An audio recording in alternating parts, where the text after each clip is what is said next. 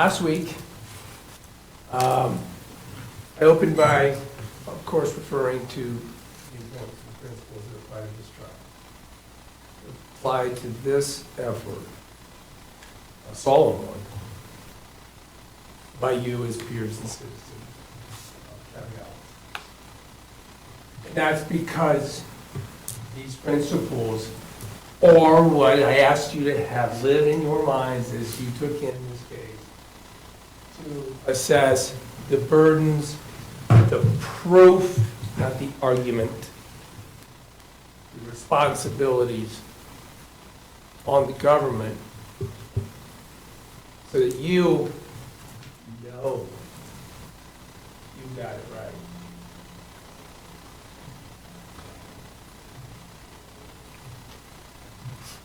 I would never, in all my years doing this, ever call a case simple. Very simple.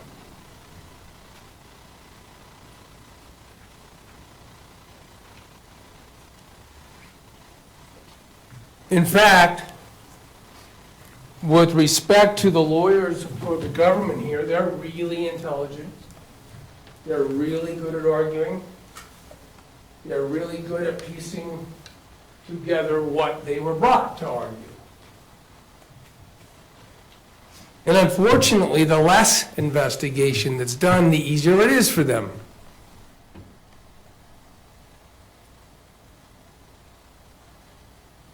Though we've already heard in this trial reference to alternative theory.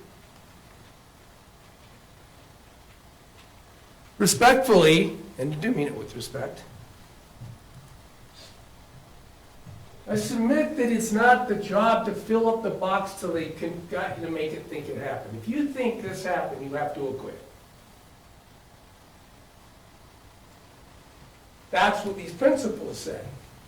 It has to be proven, and there has to be nothing outside the box. It's a real possibility. That's what the principle is. Not till we have convinced you to feel good about a verdict. It's when we have proven to you that there's nothing outside the box. That's a real possibility. That's the paradigm, at least I ask, and I submit these principles mean to your extraordinarily solemn, important role and duty. In all these years, I've heard all sorts of people say, how can it be that jurors can render a verdict without thinking about the math? You're instructed by the judge. You can't use passion or prejudice or emotion in this process. That's hard. My colleagues have said it's impossible. I don't agree. They said it's hard for them to put jurors to put those things aside and follow the principles. I don't agree. I stand here absolutely confident that you can do it and will do it. I'm not going to play evidence. I don't think I'm going to show evidence. I'd like to have a conversation with you. A conversation about real possibilities.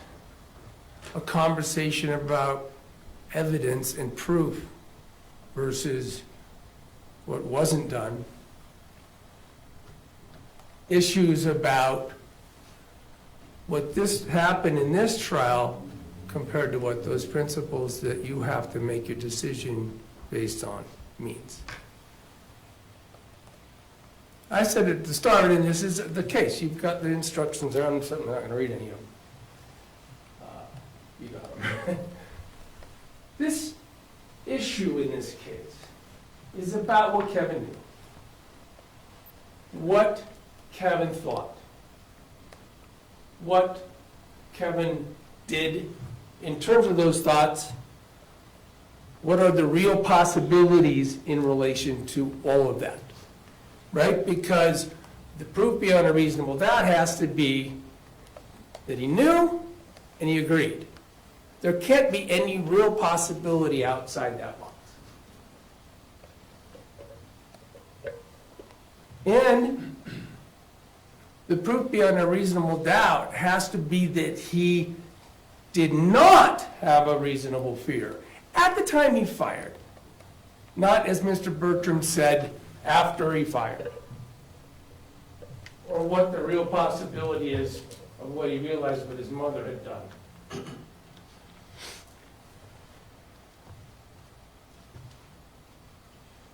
I think, and returning to the theme of investigating the burden of proof, the importance of trying, the importance of looking, proving away an alternative theory. At the time he fired, the question is, in his mind, have they disproven what their own witness said existed? Talking a bit about what it seems to me, at least, and I'm in agreement. Mr. Watabi is exactly correct. It's the evidence as you see it. It's the evidence as you'll have it. I'll talk in a minute what I think about the fact that you try to prove a case on a stack of cherry-picked texts and call logs and search histories, none of which happen to be Kevin's, almost. This is what their star witness, Kate, the murderer,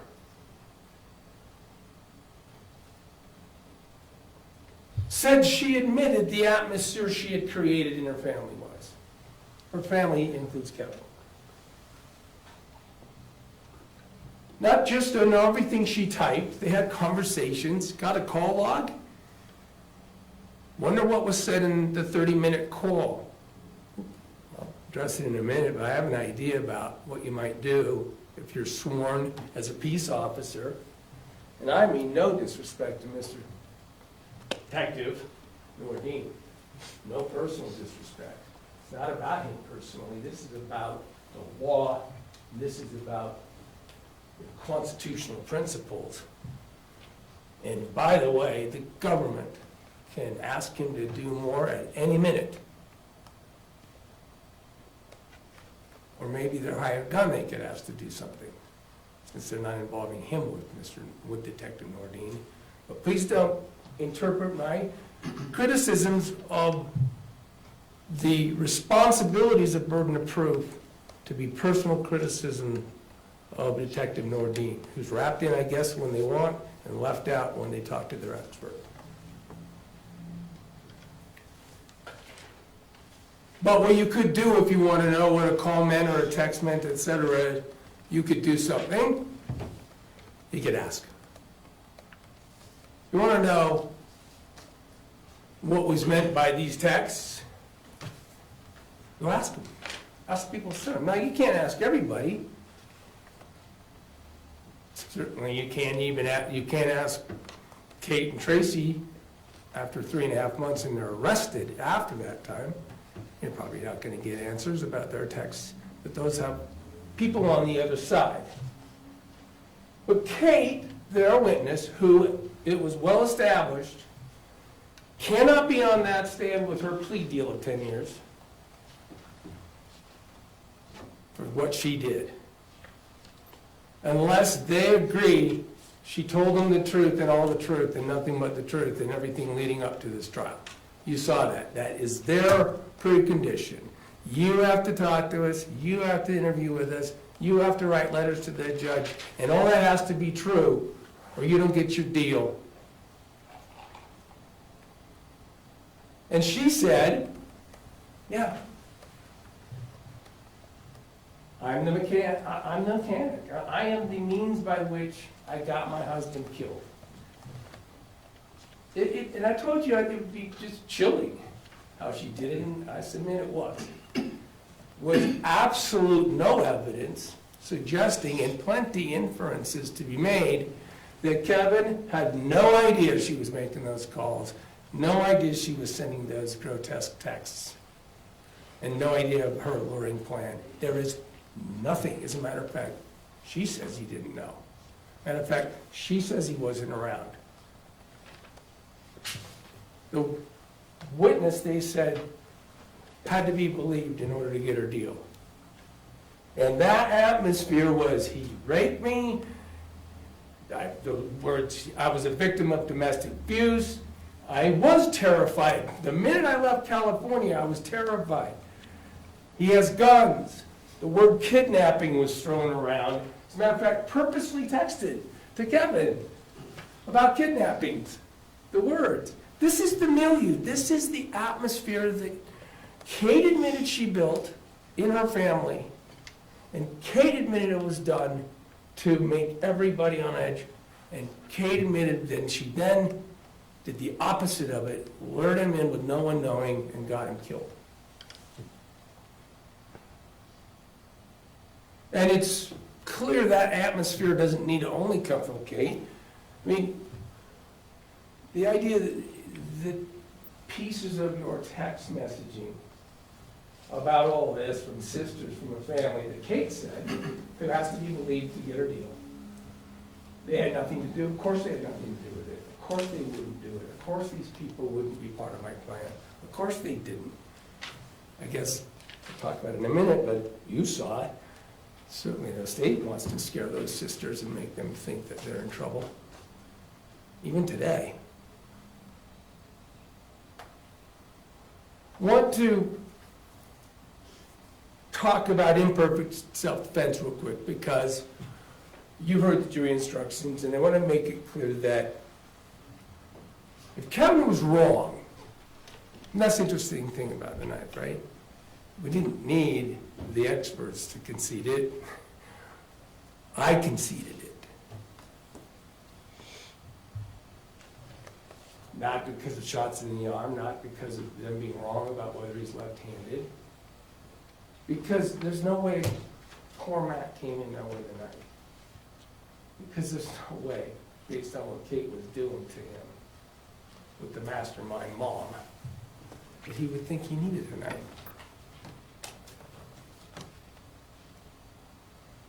Whatever was done, if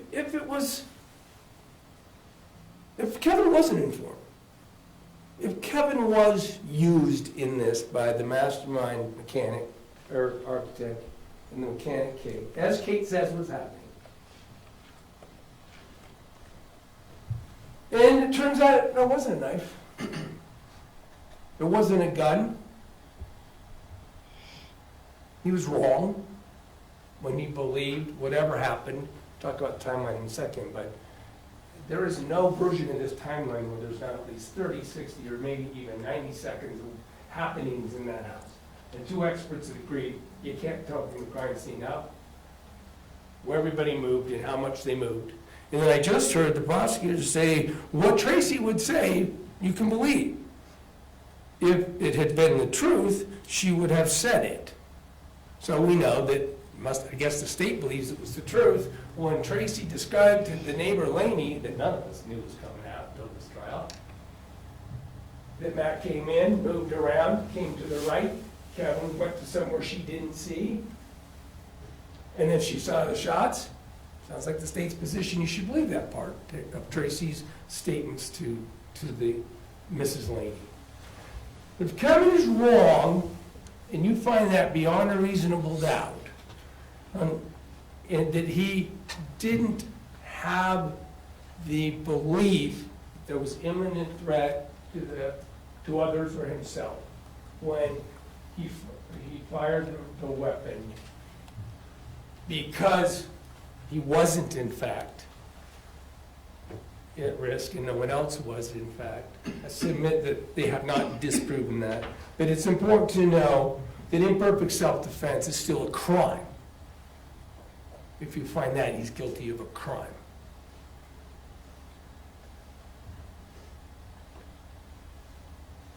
This conspiracy just doesn't make sense. Let's go through it all. But here's a guy who's supposed to be in a conspiracy, supposed to be pre-planned. Supposed to know that they have a plan. Now, if you've got a conspiracy and a plan, you're doing your best to make sure it will work. You're probably going to screw up. No one gets all their plans right when they execute them. But The plan, here's a person who has a plan. The evidence is unequivocal that Kevin left cocaine out all over his room, although they didn't take any pictures of it. We luckily caught it from a body cam. When he knew he was going to be, that the house was going to be searched and everything else, he left evidence of a felon. That the timeline, that you need time, as the expert, Patrick Serpoli, concluded, was time so that they could conspire. That was their expert's conclusion. That delay, and Tracy did get caught. She didn't get as much delay as she wanted because of the Lane call. That's why she had to just finally tell Kevin, who she hadn't had time to fully brief. Just don't say anything. She controlled the narrative. She told him not to say anything. She sent the lawyer to Kevin's room. She didn't get the briefing completed. It doesn't take 6 minutes to put a knife in somebody's hand. And the medical examiner says probably about a minute before Matt would die.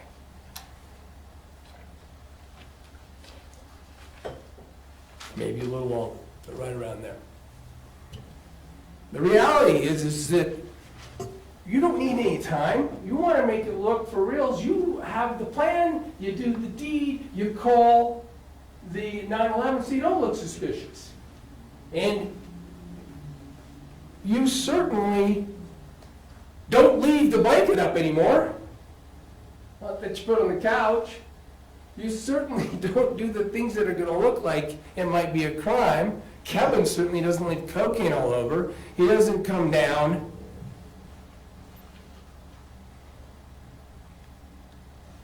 Doesn't want a holster. You don't need a holster if you already know what you're going to do.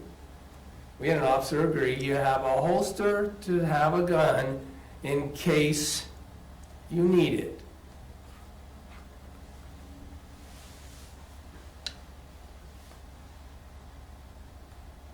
Scene.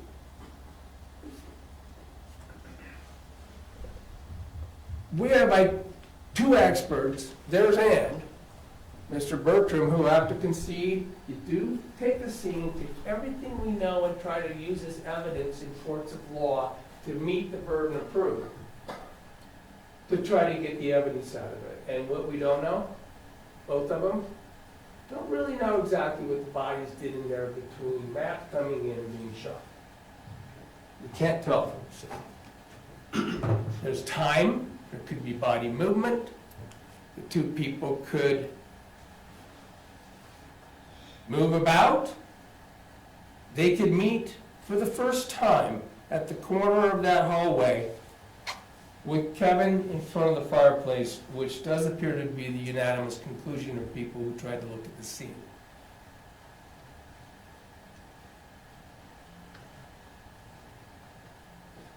We, however, do know, again, up in the upper left, Kevin leaves cocaine on his bedside stand. Doesn't look like a very cleaned up stage with his phone. With his phone. Clearly if he saw and read that warrant text, which also confused them all because it turned out not to be accurate, because Matt came about 10 minutes sooner than you would have thought. Surprising. There's Kevin's laptop. It's over by the lamp. All the lights weren't off. There's the lamp on. The front porch light is on. You can see that clearly from the evidence. And there's a stool pulled out where Kevin's laptop, apparently no one wanted. We had to go through packaging and evidence chain of custody to finally get an admission that that's Kevin's. Tracy should be believed if she told it, sitting there in the kitchen, saying that Matt went around in front of the fireplace, used that Pharaoh to the extent you think it's helpful, but it's pretty interesting and pretty neat to have a 3D ability to walk through that scene and kind of be there. There's a real possibility. It's not a real possibility by my argument. It's a real possibility by the evidence that the bodies moved around and something happened. By the way, from everything we know, it's of course a real inference that it's a real possibility that Tracy's doing something to make Kevin think he's gonna be harmed. He's got a gun. He wants to fool. And what is the best explanation for Tracy succeeding in her plan that nobody is disagreeing? It's the two peas in the pod. Tracy and Kate, evidence that they ended up collecting, is convincing that there are two peas in a pod executing their plan to have Matt die. Is to whip up Kevin, and where do you think cocaine came from? Get him to the point of fear and everything else. And frankly, maybe at the end of the day, if it didn't work, as Kate said, Tracy would do it. It's going to be easier with Kevin if he doesn't know. He's a good person. It sounds like nobody's disagreeing with that. We heard all about it. We just heard Mr. Watabe talk about the evidence about Kevin. Took him to sushi, told him he was going to murder somebody, and he was unchanged and came happily back to the house. This cleanup stuff, let's pay attention to the unrefuted evidence that Kevin wasn't part of it, that Kevin was up in his room. He was up there most of the day sleeping it off. He got to go to sushi, which you can see from the text has happened a million times. And then he's not around, according to Kate herself, when things were changed. Look at the bottom right. You've got these photos much better than I'm going to be able to do here, where he would have been. That's a pretty lame way to make sure no blood gets on the couch. But as you will see in the other picture that you were given that was sent to the house on a different day, that's the way the blankets are in the other picture that is sent by Rachel. It's a blanket on a couch. Why would Kevin know or wonder that there's no toys? His mom's fastidious cleaner. With the door shut, you have no idea that there's not a screen on it. From the inside, you don't know that there's not a screen on that door. And Kate flat says it's unrefuted in this evidence that Kevin wasn't around, wasn't there for it, wasn't part of the scene. That's the scene that's supposed to tell Kevin things are getting ready for a killing. We planned it. And then let's clear up the other stuff you want to do if you want to prove something guilt beyond a reasonable doubt from a crime scene. You heard the DNA people. Don't know if you understood it. Maybe someday you can explain it to me. But one line that I read out of that final point, Kevin, Ellis, and Matt Restelli cannot be included or excluded as possible contributors to the YST or the male-related DNA evidence. And then, of course, it wouldn't have probably mattered anyway, because I fully expect that on a carpet in that house, Kevin's DNA is everywhere.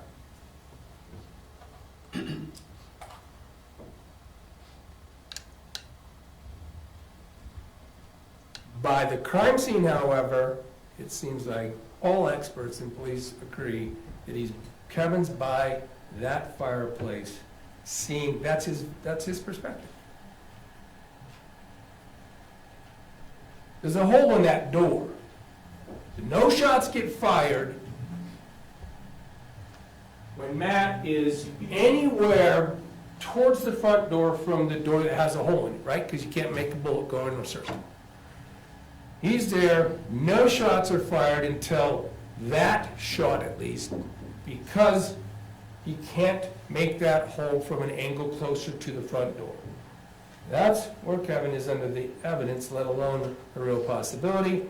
And the hallway entrance there is where Matt is, and he's shot.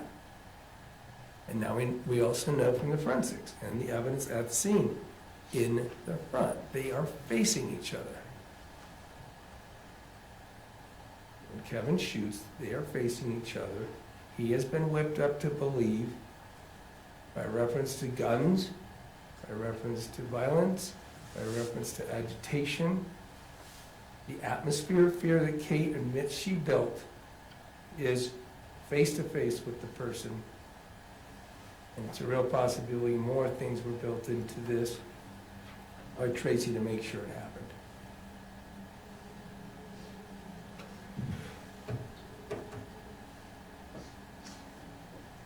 We got a pile of text messages. Let's prosecute a case on paper because we don't have the proof of the crime scene. We can't prove this by the crime scene. We can't, of course, disprove self-defense by the crime scene.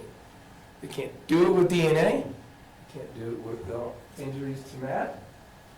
We can certainly make out a conspiracy once they put everything together, get enough proof that Kate gets a deal. We're also just filling in the details. And all that evidence doesn't really have Kevin in it. There's a few cherry-picked things that they could find of information, and that's information that looks like it's fed to Kevin to continue to wrap him in to the atmosphere of fear and uncertainty. And look, just pick those out and put them practically on a board with red yarn. Yeah, I mean, yeah. A good lawyer can do that. Maybe an investigation would leave real possibilities out of the box. I mean, we didn't need Chris Bertram for all of us to understand is just normal common sense. This is what you should use.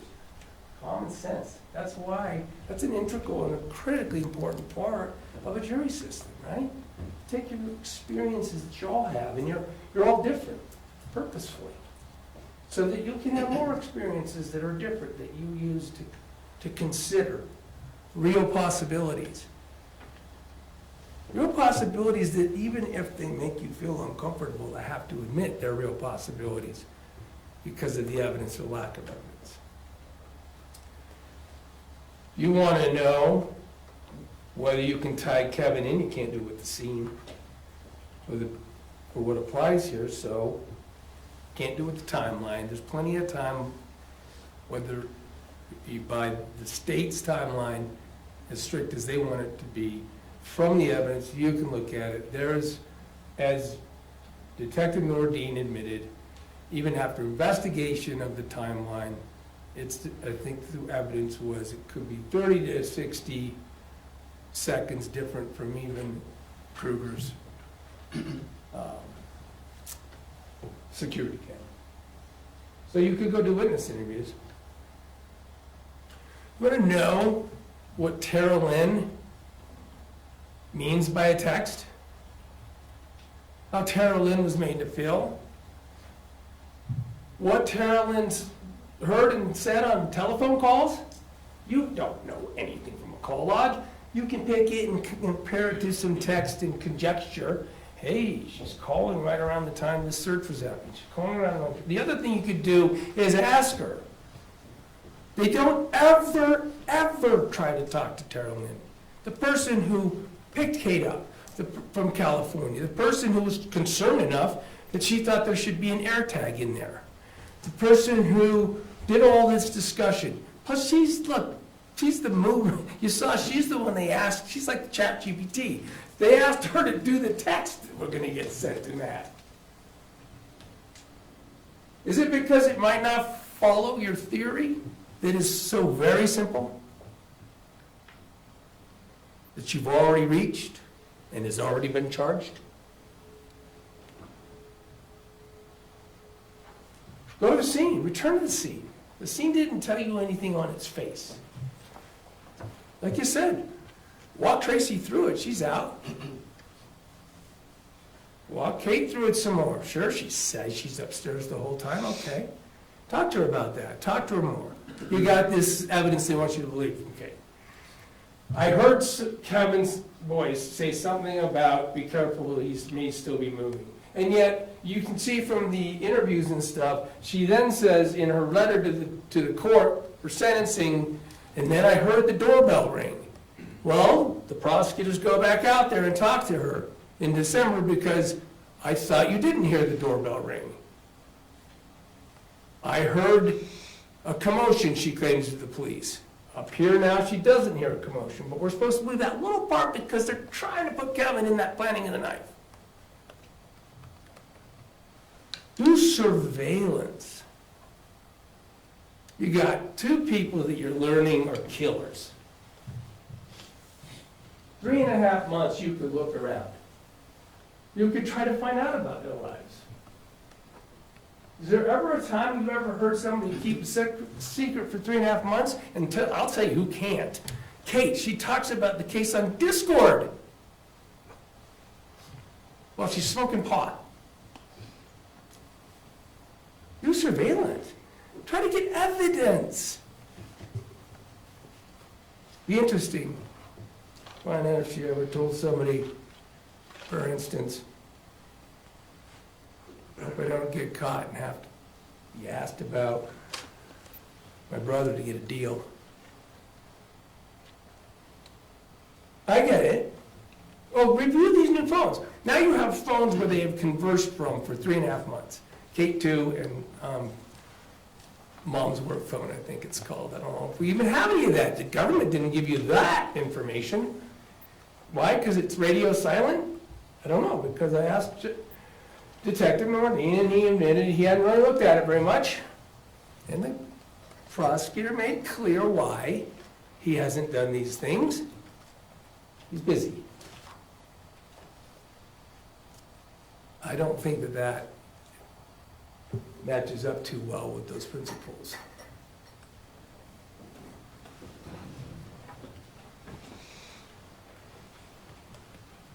I don't think I heard almost anything about Kate Restelli's testimony, interviews, or anything in Mr. Watabe's opening statement. There's a good reason for that.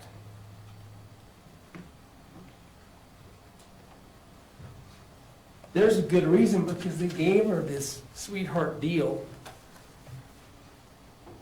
So long as she said what happened, and so long as they believed it.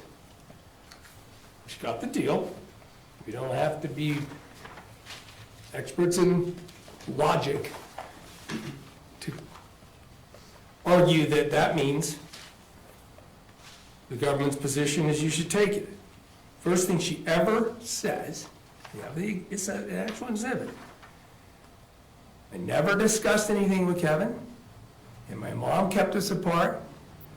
Tracy took advantage of Kevin's mental health issues. In the very last paragraph, 18, Catherine never discussed the shootings with Tracy and Kevin. She wouldn't discuss the details with Catherine. And that was enough. She towed that same line. We went over it with her. She towed that same line in her interview, that after which she got her truth-telling deal. Didn't have a conversation with Kevin. He's in his room sleeping. He's not around when we made these preparations of the room. It's my mother's plan, me and my mom. Learned some other things, though, about Kevin, according to her, that they had talked about maybe him being a protector. Kevin offered to protect being a strong male versus a strong male. They had gotten him into a protector's role. When she said Matt was abusive, which we know was still another lie, or at least doesn't seem to be supported by the evidence, whatever he was, whether he made this family on nerve at times, he didn't do what Kate continues to say he did. At least there's no evidence of beating her. Even though she said it, genuinely fearful for my life, she continued to maintain in her interviews. We got that out. And Kevin said when he heard any of that, I'll protect you. They certainly built him into a protector. That is the evidence from Kate. That's the evidence from Kate that in relation to the state gave her a truth-telling deal. Then she wrote, you've got this. Everything again. I ran away from abuse. You don't think that she's presenting this to the family? Whether it's in a phone call, around the house, everything else, does she have to text it? Lays out a timeline that isn't convenient for the state. You've got that. That's what you have to believe. It's not just an alternative theory. It's not just a reasonable possibility, a real possibility from thin air. That's evidence. That's from evidence. That's from a sworn witness. We've got to do it for telling the truth.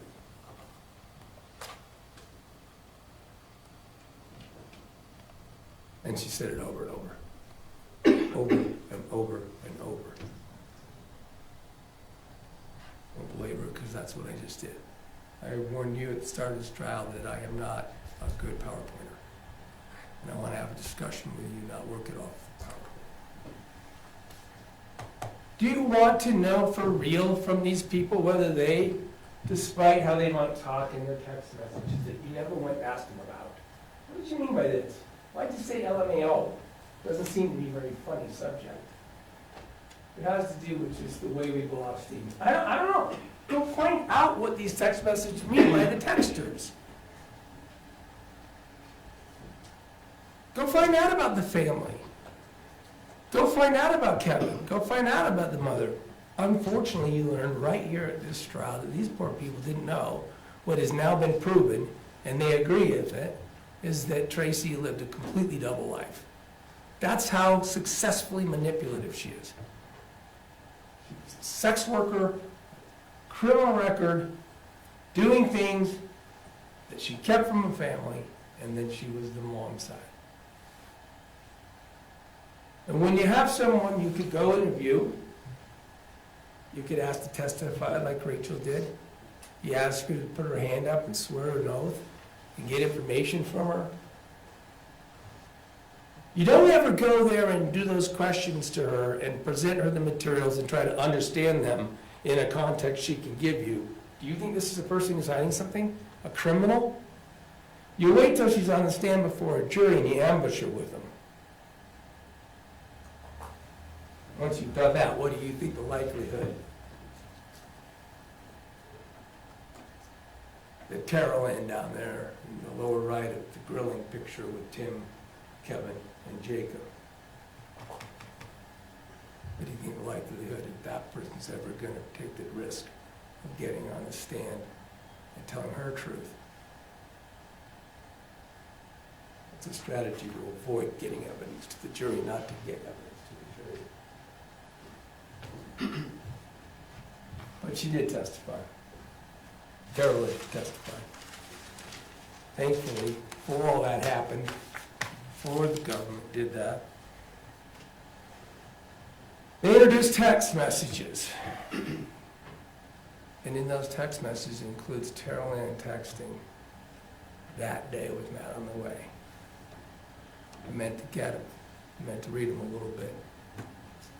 Lucky for you, I didn't. But you may recall we did it in the trial. And here's what Carol Ann's testimony was. I'm worried.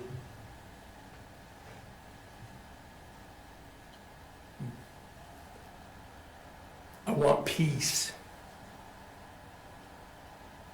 Tracy had called out the peacemaker. I don't know if he'll be mad, so mad and stewing on the drive that it will be bad. But I pray that it won't. I pray it won't be bad. She is live streaming practically in these text messages the government gave me, her testimony about how she hopes there will be peace, and she's terrified that there won't be, because she just doesn't know how Matt's going to show up. That's representative of the family's circumstance, and Kevin's in the family. These aren't real possibilities from thin air. These are real possibilities from the evidence. As lacking as the investigation with all the tools you heard Mr. Bertram talk about that police have. As lacking as that is, we at least got that. We at least know that evidence. We didn't need to rely only on, you know, me and the too tough on, you know, Detective Nordine. Blame me. Don't hold it against the case of defending Kevin Ellis, defending, more importantly, the principles that apply in this case. But we didn't need it, even for just to show confirmation bias. He shot, he's guilty. Oh, I found 2 peas in a conspiracy pod. Let's toss Kevin into that. He shot.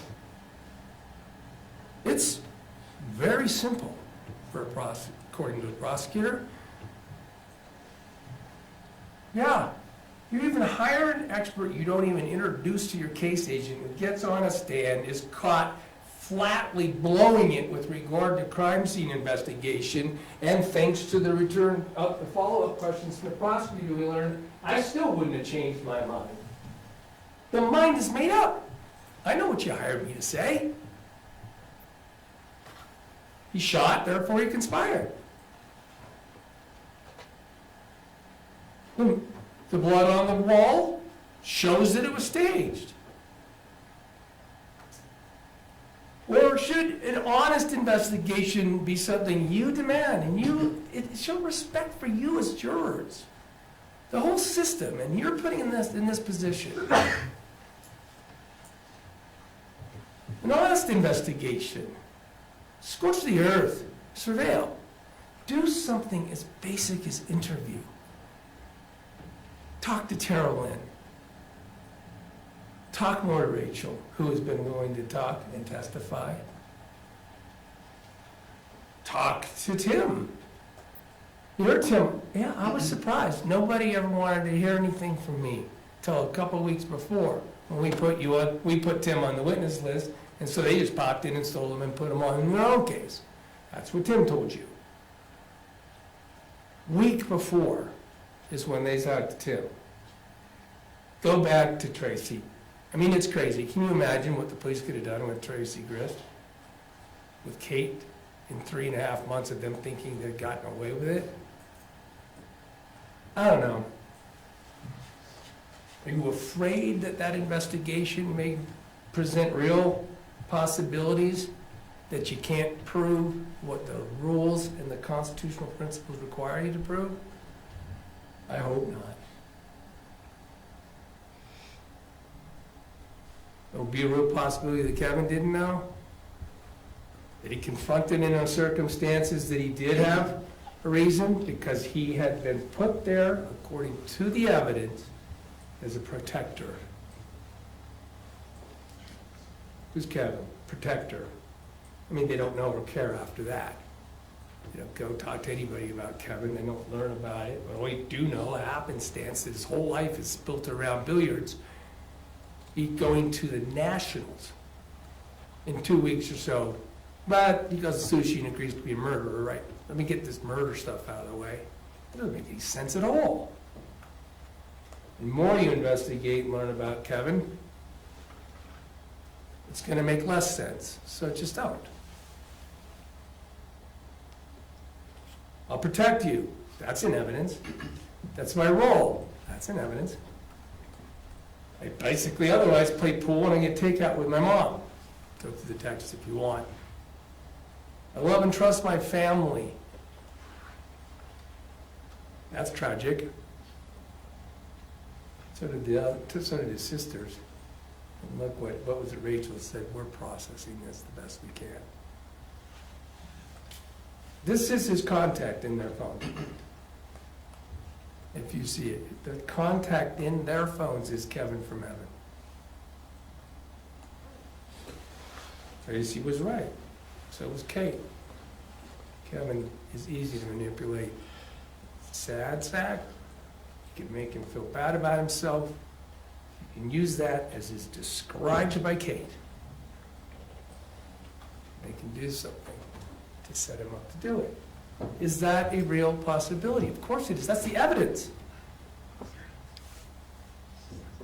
There's Tracy, double life, mastermind. Lies to everyone, including her family. She controls the narrative. Hey, don't say, hey, go talk to Kevin. Kevin, don't say anything. I'll talk to the police. I'll talk to Diane.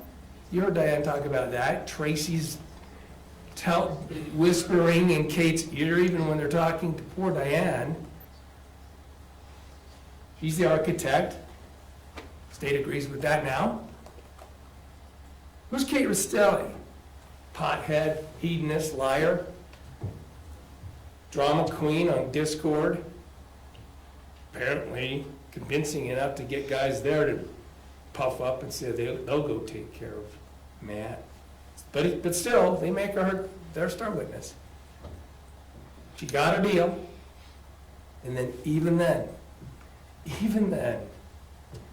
I don't know, somewhere deep inside, because of family, when pressed and pressed and pressed on all of her statements, she couldn't get to the lie that Kevin knew.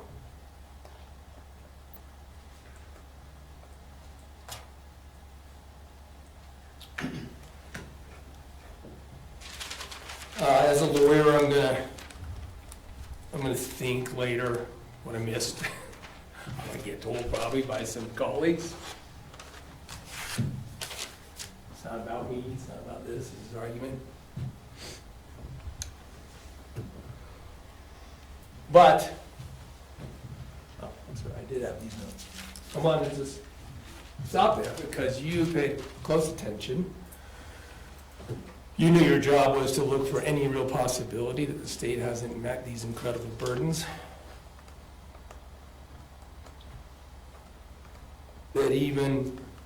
That there are alternatives, including imperfect self-defense, if that's what you as deliberators come to. One thing I've added to this slide is extraordinarily important because it dovetails with all of these principles and with the notion of peers. Peers on this jury, you're going to talk, you're going to use your common sense, you're going to deliberate, you're going to do a great job. You might not agree. There's jury instruction that says at the end of all, while you do all that, you need to hold on to your own personal convictions. You are still individuals in the jury room, and our system is based on the fact that 8 people have to agree entirely, all of them. That's an important principle. It's built in on purpose into our system. It's humane.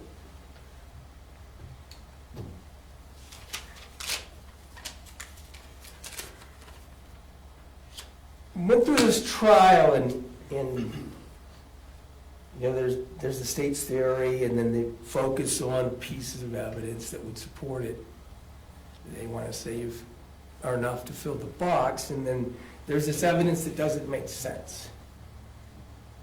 There's this stuff that provides real possibilities that isn't exactly what happened, or at least we haven't investigated enough to know.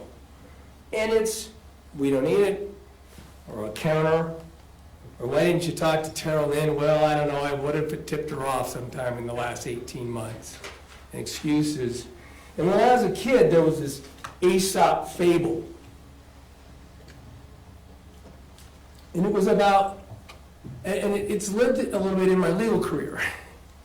And it is a wolf and a stag meet at a stream in the woods. And the wolf growls and says, "You are muddying the water I'm drinking." And the stag says, "I'm drinking downstream." And the wolf growls and says, "You were part of a plot to kill my father 2 years ago." And the stag says, "I'm 9 months old." And the wolf growls, says, "You are good at coming up with answers, but I'm going to eat you all the same."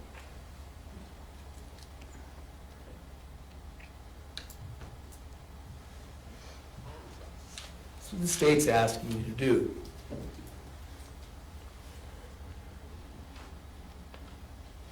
You're going to hear now, again, from the state. That's how big a deal these are. It is so much, so important and such a burden. They get to go first and last.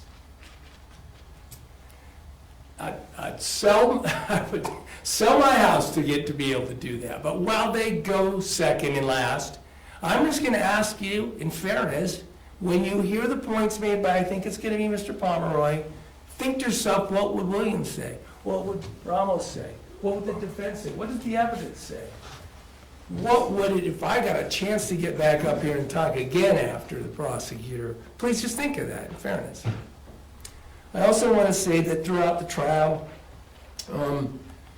it's dynamic, and you're human beings, and you can have reactions, and you can have feelings about it, and you might have negative ones. It might be about something someone did. It might be me, or it might be Alex.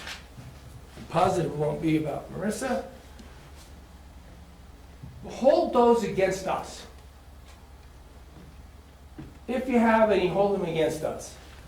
Or if you thought we made a mistake or did a bad job, hold that against us. Person who sat furthest away from you for 1.5 weeks. This human being, your peer, that's what these principles are here to protect.